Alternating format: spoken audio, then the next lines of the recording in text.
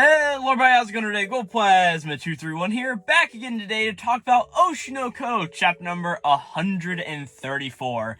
This chapter is titled Depths. It's a pretty spooky title for, like, 2-ish months after Halloween. No, it's like a month and a few days after Halloween. Today is actually December 6th, the release date of this chapter, meaning that I'm doing pretty good to be able to actually get the video out on a day I sort of promised to get them out on, which is release day. So yeah, that's pretty cool. And you know what else is pretty cool? This Oshi no Ko chapter, because this chapter is sort of interesting in a way, because it directly follows last week's chapter, which was all about Kana pretty much teaching the lesson to Ruby of, hey, here's a way you can be like I, feel the hatred of the people around you. And who's that person around you? That's gonna be me. And I didn't really like last chapter too much. I mean, I enjoyed it, but it wasn't my favorite thing ever, just because I really hate to see Ruby be more sad. But hey, we've got to get used to this, because that is pretty much all this chapter is Ruby just being sad and depressed, which is very sad and depressing just to see. But before we actually get into the chapter itself, talking about the depths that Ruby is delving deep into, I just want to say that, hey, I'm Glowplasma231. I do a lot of other Oshi no Ko videos and anime and manga related stuff here on the channel, so if you end up liking this video, just go and say right now, hope you won't mind subscribing, liking it, and doing anything to the channel. Just any little bit just really helps me out. And hey, to get on to it, let's get into chapter number 134, Depths. So we pretty much see here that Ruby is in her, I guess, school clothes, or her school, I was about to call it a school costume, but there's a certain word for that, uniform, or school uniform. And she's walking down the stairs at presumably the Ichigo or Strawberry Productions headquarters there, where of course she lives, and is getting ready to go to school for today. And as she's walking down, she runs into a Kana and a Mimcho, who are seemingly just standing there getting ready to either walk up the steps or just do something in general, right? And as Ruby passes down and passes by Kana, she sort of raised up her hand and sort of is like, hey, how's it going? And she's like, raised around, and she goes like, hey, senpai, and she doesn't even stop it before she just sees that Kana is just straying away and not even paying her any attention at all, right? And Ruby sort of keeps on doing this, and she just keeps walking on and just keeping on as Mimcho's sort of like, what was that? Are these two okay? And obviously we know they aren't. But Mimcho's like, what's going on here? And she goes over to Kana and she's just like, hey, what is it? What's going on here? Did you two have like a big fight or something? And she's like, the so-called Flowers of Ito, which is, Flowers of Ito, which is a reference that is sort of explained here on the side of the screen. Pretty much we understand that it is a saying that means, fires and fights are making a fine show. Which, I guess I've personally never heard that before. Or I may have just in like passing or something, but I can't sit down here and directly say, oh yeah, I remember the exact amount of times I've ever heard this saying in my life, which I can't. So it's a very just interesting thing, but Kana sort of just says, no, that's not it. As she eventually, you see that Mimcho apparently goes over and talks to Ruby, because we see Ruby's side of this story, as Ruby's just standing here, the light starring gone in one eye, and she just says, well, she just hates me so much that she doesn't even want to look at me, right? And hearing this, Mimcho's just like, oh shit, this is nowhere as good as I thought it was, right? She's just sort of standing here. So eventually after the scene of Mimcho's going like, oh my gosh, what's going on here? We cut over to school, where Ruby is sitting eating lunch with all of her friends. These friends all include, of course, Frill Shirani, the famous actor, Minami, who is the other girl who I think is like a pinup model or something. I honestly don't remember. And then another girl who is just sitting with him at their table. And correct me if I'm wrong, I don't think we have ever seen this character before in the entire run of this manga. Could I be wrong? 110%. But I don't remember this girl, so I'm just going to call her Friend, because that is what she is. She is a friend. So as they're sitting here, I guess they're just on general conversation, as we see that Frill is talking about movie stuff, right? And she just sort of says like, oh yeah, whenever I tried getting into the role of like a lover, I really come to like my co-star also. As Friend Girl is just like, oh wow, that's super crazy, right? And Minami's just like, that's how deep you get into your role, huh? Isn't that just so crazy? And Frill's just like, yeah, of course. I'll be hasty and say things like, man, you're so cool. I love you. I really want to date you in real life, too. And everybody's just like, what? That is so crazy. I can't believe it. But Frill's just like, but here's the thing. Oddly enough, as soon as the filming is over, I'll just come to my senses, right? Whenever I look again at my partner, I'll just say, oh man, what's up with this guy? His breath stinks and he just generally sucks. Like, this guy ain't cool, right? And we see that Friend is here and she's just like, man, I feel sorry for a partner in these things. Like, that must be a harsh existence, right? But Minami eventually is just like, hey, but I've heard about this. It's like, whenever two people try to play a role of the couple, they can get so into it that even in a hotel while they're filming, and then whoever it is like, but then they also quickly split up, right? Which, oh boy, I don't quite know how I feel about this, because this is just a weird part of the chapter. It's just like, okay, that's a little interesting, and I know as far as the movie goes here, the roles that everybody's playing, Aqua, as far as I'm aware, is not playing Hikaru.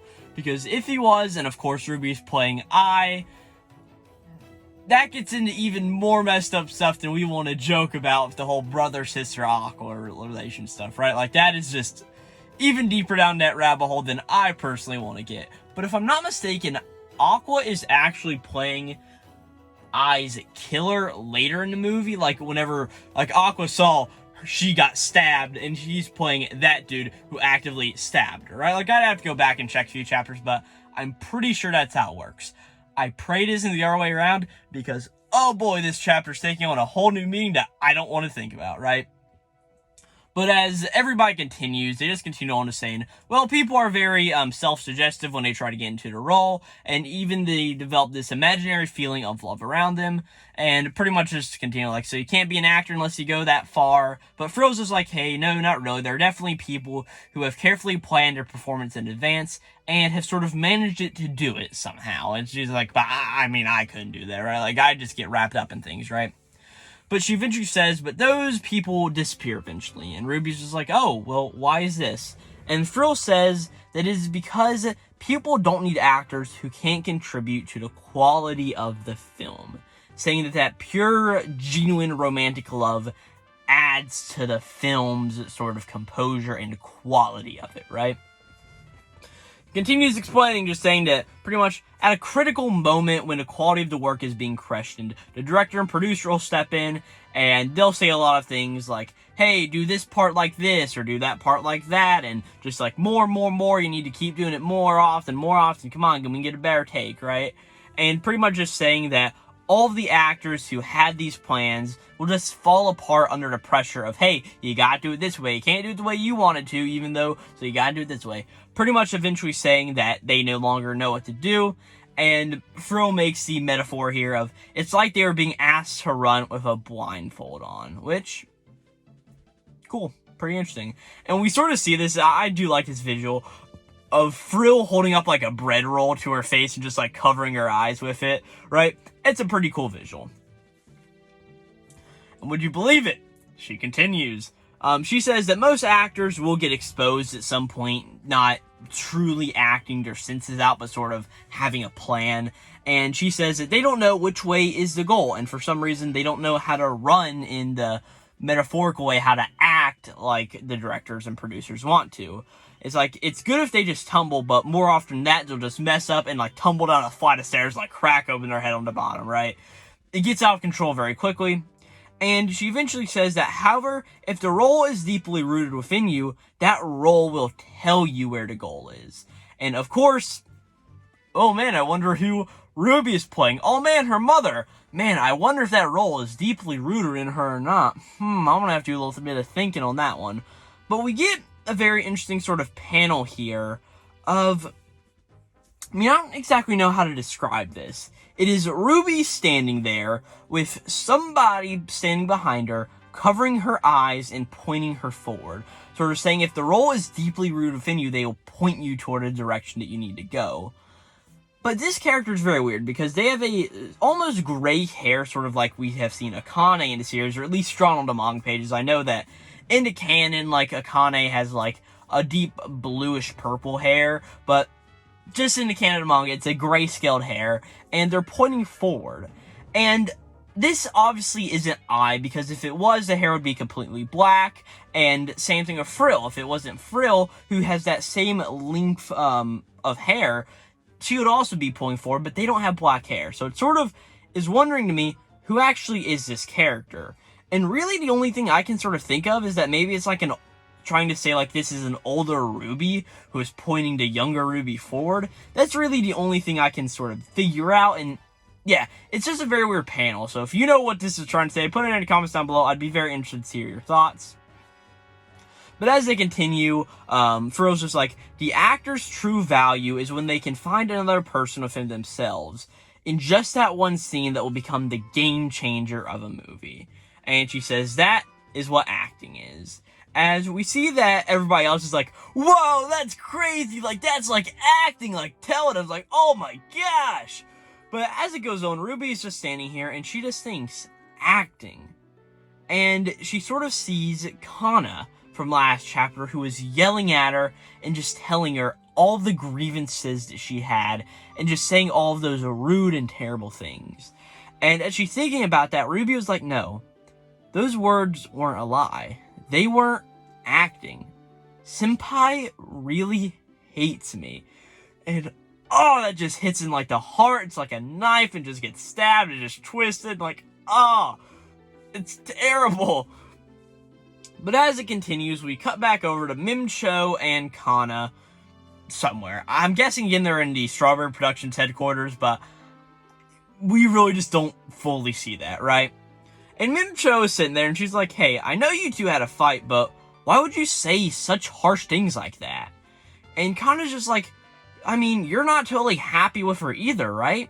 And she's like, there's no way that you aren't jealous of her. If you continue to be active as an idol, and we sort of see that Mimcho takes a look back and sort of eventually just thinks on it for a second before replying to Kana and just saying, but isn't that exactly why that if you say everything will be over? And as she says this, Kana's just like, yeah, I don't care. I'm going to quit being Komodachi anyway. And Mimcho's like, hey, are you like 100% serious about all of that? And Kana's just like, absolutely. I've been bottling up my emotions for so long, but now that they're all out, I realize just how much I'd really been holding back. As we see a panel of Kana just standing here, and a heart on her chest. And that heart, all around it, has just got ripples and cracks cracking through it, just sort of showing everything she let out and the cracking that's happening in her own heart. As Kana just continues, jealousy, envy, even I want her to get hurt because of me. And she says, I understand this feeling of love and hate. As she looks up to Mimcho and says, Ruby, I'm getting more into the role of Nino more and more. As she sort of just sits here and says that, and yeah, that's dark. I mean, of course we know that she was going to get into the role of Nino one way. And yeah, I mean, that's a very good way to portray it, is her finally holding back all of those emotions and very much acting like Nino did. But of course, from last chapter, we know that Kana doesn't fully hate Ruby. She's probably just putting on this front and telling herself just because that's what she wants to hear, because she doesn't want to hear what she's actually done to her friend, that's at least how I'm looking at it. And to me, that makes it like 10 times sadder. Like, oh, golly, why do all these characters just hurt themselves so much? They just need therapy. Like, come on now.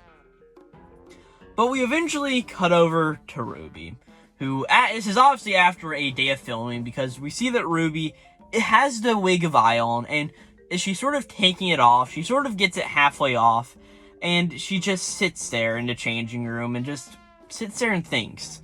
We see a few of the producers and everybody who are running the movie. Most importantly, we see director Gontonda, and we see another unnamed female character standing there beside him. And she's just like, hey, director, you need to do something about her. And I'm sorry if I can speak. She continues like, she's been like that ever since she was done filming. And she just continues just like, this is all because you were just too harsh on her today, right? As we see Gontona's just staying there, and Tortoise doesn't have anything to say. But Gontona's like, hey, just leave her alone for a little bit. And she's like, at least we... And Gontona's just like, hey, just leave her alone for a bit, everything will be fine. And the... what's-her-face, just the nameless lady beside him just goes, hey, well, can you at least get the wig back from her before she, like, destroys and everything? But Ruby just continues to sit here, and she's just thinking, how long has it been? How long has it truly been since the first time that Kana hated me? Was it that time? Or was it all of those times? And we sort of just see a bunch of images between the two as they're all just getting along in different sort of ways. And we eventually see one where Ruby is just hugging Kana and they're just like having a good time. As Ruby just thinks, did she actually hate me so much that she couldn't do anything about it that time too? And we just see that she starts to cry, the wig halfway off her head. She's just sitting here. And she just thinks, how could have Mama been fine? How could she have not gotten hurt? As she just looks and thinks, please, Mama. As she finally opens her eyes or sort of focuses on herself in the mirror. As she says, as she sees a reflection of I in the mirror. And this is I who is sitting there crying very much like her. But most notably, she has some dark Starringons, right? If we thought I always had the light Starringons, no, she had the dark ones too. So, dun dun dun dun dun dun. But pretty much we just continue seeing here as Ruby just looks at the crying eye sitting there, and she sees a dark Starringon, and it is clearly stated, like, we are supposed to realize this, as Ruby with her two light Starringons sort of just look on, and just look at the image, and she just says, could it be, Mama, that you were always crying too? Was I, Hoshino, simply a frail girl too? As our final image of the chapter is just, again, I just sitting there very much like Ruby is, dark Starringons in her eyes and just crying up a storm. Yeah, this chapter just hits, like it just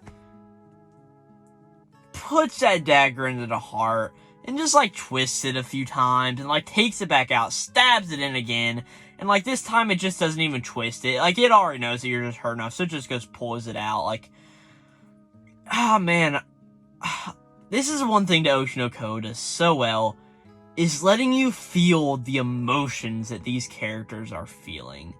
Even if we aren't in the acting industry, we at least know somebody who in our lives is like this. Somebody who probably puts up with us even though they don't like it.